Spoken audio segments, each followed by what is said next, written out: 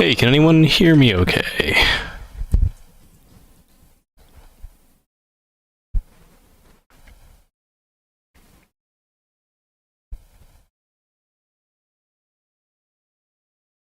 Alright, cool. What's going on? I'm gonna give it a minute and then just talk a little bit about what I want to make and start getting into it.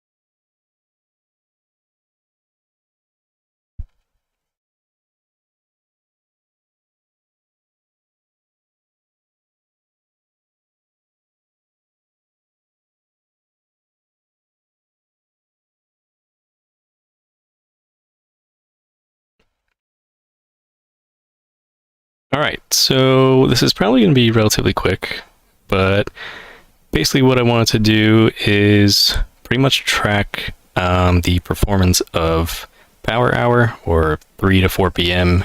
New York local, because with the exception of today, I've just been noticing that it seems to be kind of rushing into the close for certain days, and was just curious to see, if there's any heightened activity lately of, expectancy for basically the last hour of the day to be closing up where the close is above the open. But it can kind of get us introduced to some pretty basic concepts with Pine.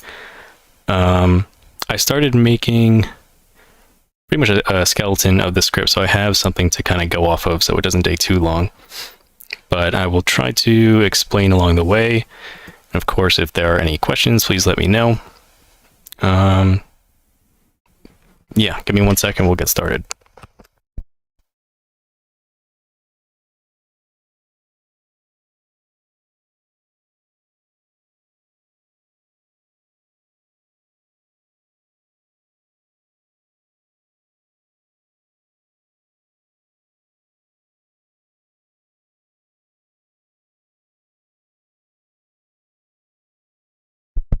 Okay. So, I guess first things first, Pine, I'm going to open a new indicator. Just call this Power Hour. And if you can see the tooltips in here, I'm just giving it a title and a short title. The short title is what's displayed over here when you edit to your chart. Overlay, I'm just going to set to true because I'm going to want to draw some boxes basically around the last hour of trading just to see, basically get a easy visual of where we opened and where we closed. And that's pretty much all we need to start. So as far as setting some inputs, if we are tracking Power Hour, it doesn't really need to be limited to that. That's just what I'm interested in, but we could certainly make this an input so that we can check various times without having to adjust the code. And for that, I can do something like session is equal to input.session, and I'm going to define this as 9:30 to 4 o'clock p.m. New York local, just to start and see, make sure that's working. The name of it will be session. Tooltip, I will make sure to specify this is New York local time, because I will probably be posting this after we're done. We could define a color here for the boxes that we're going to draw. Input.color. Let's just do a somewhat transparent blue. Call that color. And ultimately what I want to do is kind of track like the last, for example, 20 sessions and see, what the probability was that we closed above the open and vice versa. I don't have that part built out just yet, but I'll just put the input parameter in here just so we don't forget. Call that session limit or something. Before I forget, minimum value should be 1. We can't have less than 1 days for this. And so to actually verify that the current time is within the session parameter, by the way, can you guys see this screen clearly? Do I need to make it bigger at all? Can I do that? Does that help? It's probably better.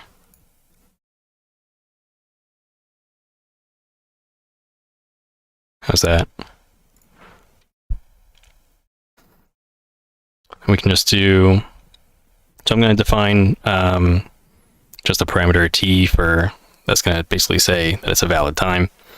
So I'll say t is, this is kind of the line that they give you when you look up PineScript reference manual, how to check if a certain time is valid. They'll tell you to do t equals not na time, and we'll just do this for now. Session, time zone, America, New York. I'm going to explain this in a sec. So this NA function, I kind of consider it like if something is NA, then it's basically empty. So we're checking that this time value is not empty for, it's basically checking this first parameter. Let me just back up here. If we go to, so once we open these parentheses, we can see we get this time frame. And it says if an empty string is interpreted as the current time frame of the chart. So it's going to be checking the current bar on the current time frame, and we're going to be comparing it to the session that we defined. So this session parameter is this input from right here. What else did I have? And then time zone, America, New York. Otherwise, I think it defaults to, I don't know, the exchange time zone or whatever, because I'm pretty sure if you don't define America, New York, and you're using futures, then I think 9:30 is actually 8:30 because it's central time. Something along those lines. So I would just make sure to define it. Let's see, what's the best place to start? I guess I'll define a couple variables here. So we can say I'm going to track the starting price of basically the session that we're checking. I'm going to define this as a float value because price is a decimal. Then we can do the same for end price. And I'm also going to track the indexes of these. I don't really know if you need to, but I usually do anyway, so worth having. We can do, now we can track the actual statistics for whether a session is up, close, or not. So we can say session up equals 0, and session total equals 0 as well. So we're going to be able to track how many times the close is greater than the open, and then regardless of that, increment the session total so that we can get a percentage value of how often it does in fact close up. And we can say, so I guess the starting criteria for basically when price is whatever, 9:29 New York local time, and then flips to 9:30, we want to be tracking the opening price of that time. So we can basically say, so let me back up for a second. At 9:30, this t value is going to be true, but at 9:29, it is going to be false. So we can kind of take advantage of that by saying if t and not t from 1 bar ago, so if the current time is valid and it's not valid from 1 bar ago, we can say start price, and we're going to reassign this value. That's why you need this colon here. Start price is equal to open, and that would be open of the current bar, because that would be 9:30 in this case. And our starting index is going to be the bar index. Also forgot to define the box that we're going to be drawing. I'll just do session box. And what can we do? So we can define this box to draw around, basically encompassing the whole duration of the session's price action. And we're going to set that to box.new bar index high. By the way, I don't know if anyone's trying to follow along here. I'm going to be sharing this afterwards, so don't worry too much about trying to follow along with everything I'm doing here. I already have most of it written out. Say BG color equals the color that we defined in the inputs up above. Same thing for border color. And so we'll see. So now that's basically only going to run when our session begins. Now I want to check, what about when our session ends? So it ends at 4 o'clock. So what happens when the clock turns to 4:01? And when that's the case, T is not going to be true. So if not T, and T was true for 1 bar ago, because at 3:59 p.m. T would have been true, then we can basically do the same thing we did here, but for the end price and ending index. And this is going to be close from 1 bar ago, because that's when T was valid. And now, since it's the end of the day, we can basically just set this box to NA, make it a null value basically. And now, as far as tracking everything, basically we just want to check if the end price is greater than the starting price. And if that's the case, we want to do session up plus equals 1. And regardless of whether the end price is greater than the starting price, we want to increment the session total. So now we have these two cases where it'll enter this if we just started the session, and it will check this if we just ended the session. And now, just for the sake of visuals, I want to be kind of fitting the box to the most recent price action. So we can say basically the same thing we did up here for time. We're going to be checking if not NA, the session box. So we're basically checking if it exists.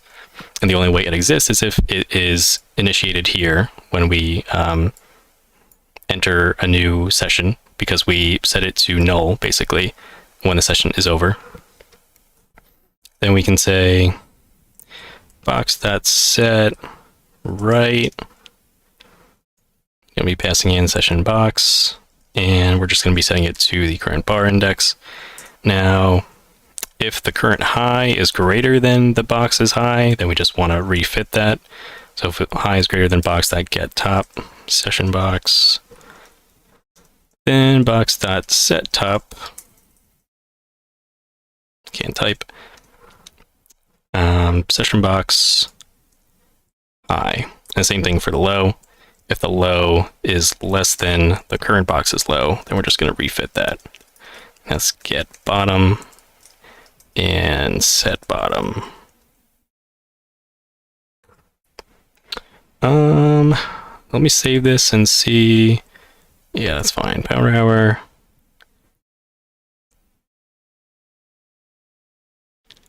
Compiling. Let me add it to the chart. Okay, it seems to be working because we're on RTH, real trading hours. Let me turn off all this extra stuff. Yeah, so that seems to be working. If we throw on bar replay here, could verify that. So it starts at 9:30, refits the latest price action, seems to be working just fine. I don't think we ended up making new highs or lows. Yeah, so if we tune this to a different time, our hour would be 15 o'clock. So it does seem to fit around the last hour price action. You can see wherever my mouse is right here, 15 o'clock to 15:55. Looks right. So now, as far as actually displaying all that stuff, like what we're tracking, the session up and the session total, we can basically put that in a table to make it look a little nice. So we can say, I'm just going to define a table as stats is table.new position.top right, 10 rows, 10 columns, just so we don't run into any errors with not having enough space. I'll do background color is white. And now if we are on the last bar of the chart, because we don't need to be running this every single time, throughout the bar history that's being loaded into the chart, we can do table.cell. We're going to be doing this to the stats table. And the very first cell, I'm just going to say session up close.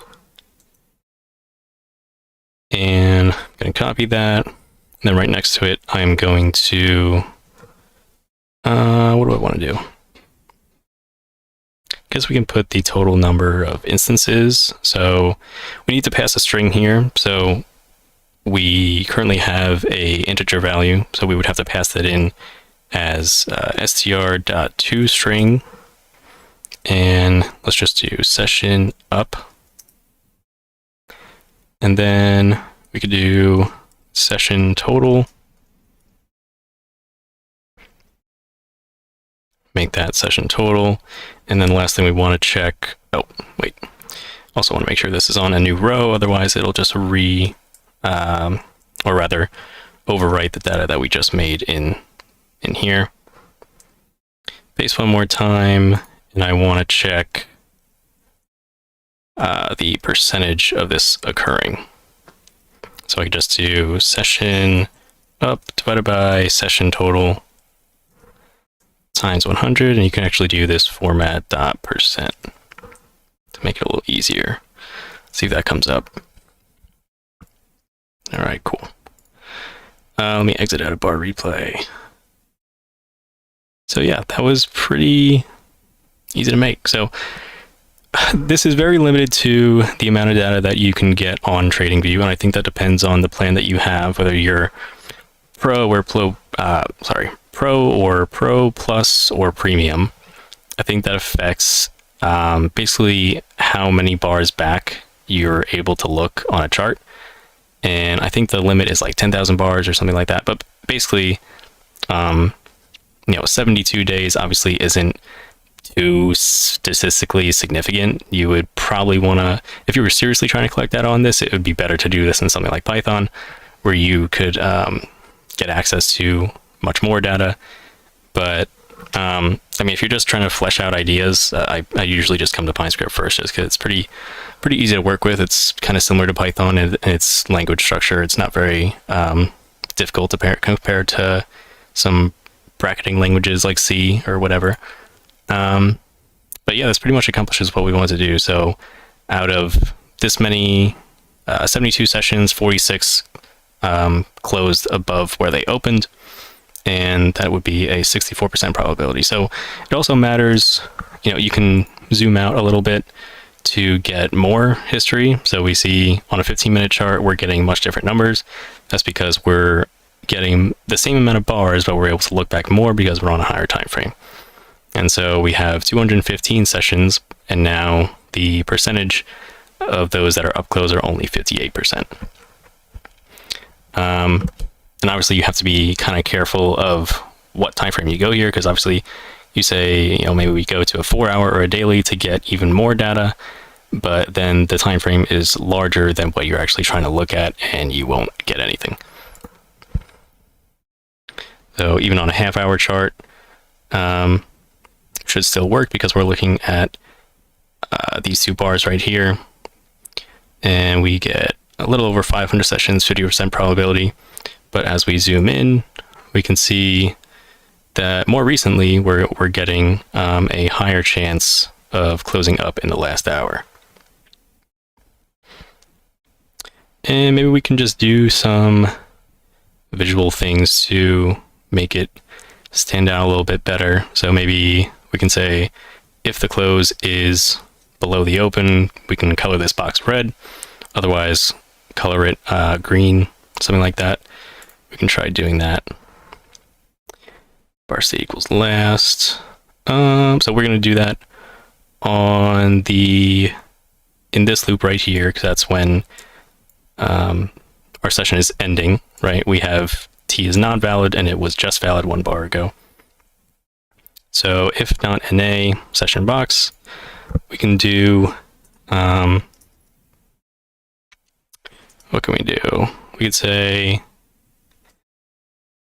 if, say box, if end price is greater than start price, then we can say box.set color session box to maybe like a more transparent red or something. And we also need to do this for border color. Is that the right function? Box.set. It's kind of annoying. Box.set. What is it? I just saw it.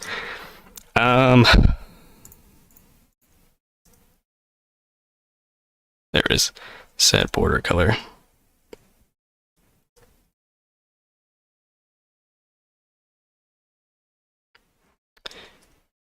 And then we can just do that and say else, set it to green.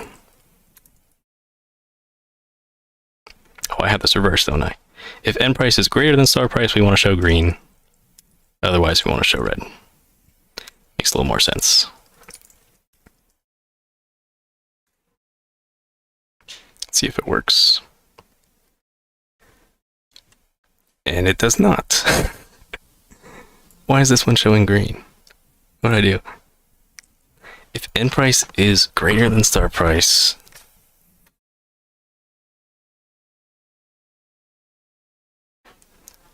did I just do something really stupid here? What happened?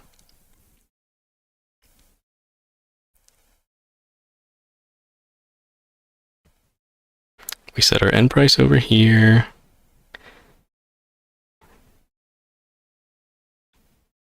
Oh wait, I'm in the wrong loop. Am I? What's going on? This is the loop I want to be in. So I should be here.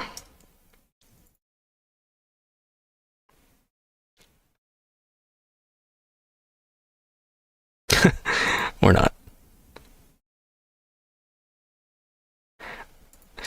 All right, well, here's where commenting becomes a little more relevant. So start session, we want to be entering this loop.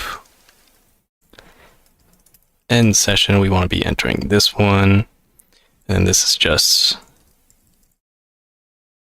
let's say, during session. So during session, we don't really care about setting the color. We only care about setting it at the end of the session. And if the end price is greater than the start price.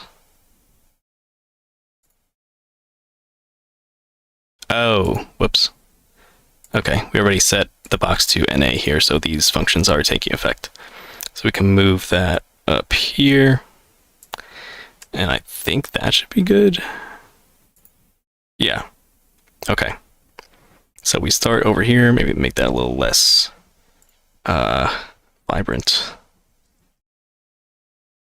Transparency 70.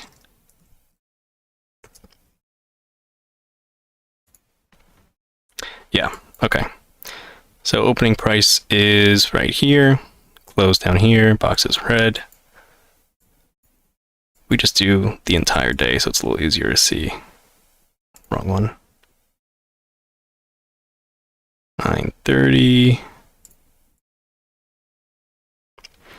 So that looks good. Open here, close there, open here, close there, it's red. Yeah, that looks pretty good.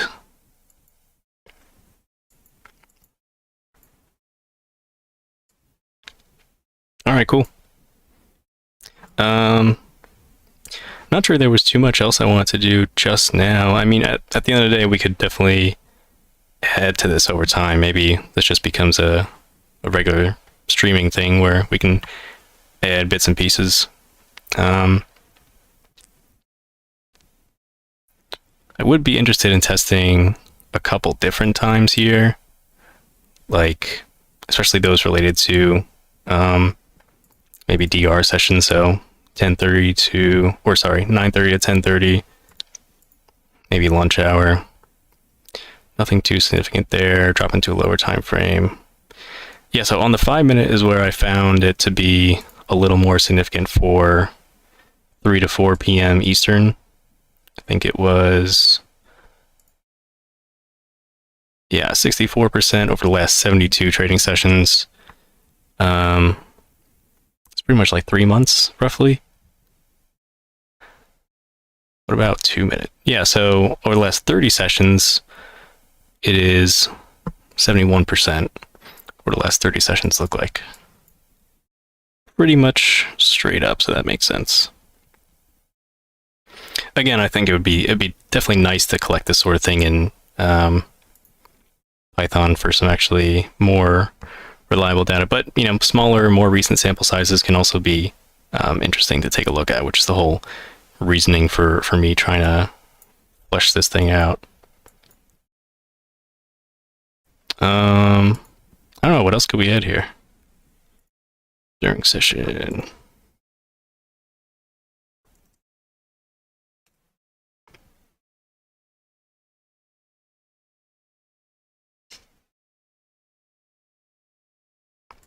I mean, I'm fine with that for now. I'll probably just leave it at that. Go grab some dinner or something. Any questions about this code? I tried to explain a little bit, but one thing I didn't really touch on is these var keywords are pretty helpful, especially when you're trying to backtest and track instances like this. Because essentially they're only initiated once when you do this. So when you're tracking session up, it's basically starting at 0. But if you didn't have the session keyword in here, then on every new bar, when this code is executed, then it's going to reset to 0. And obviously you don't want that if you're trying to test over a large number of bars or history. So this var keyword initiates it basically on the first bar, and you can, we're just incrementing it by 1 each time it's true. And so that value will persist throughout the future until we call it on the last bar. So that's pretty helpful. I've found that for, I use that in a lot of my stuff. But yeah, I don't want this to drag on too much if there's not many questions in anything. If you want, I'll publish this after and we can maybe mess with it on another day and add some more stuff to it. Whatever you guys want to do. But yeah, I'll probably end the stream here. Appreciate you tuning in, and I'll see you next time.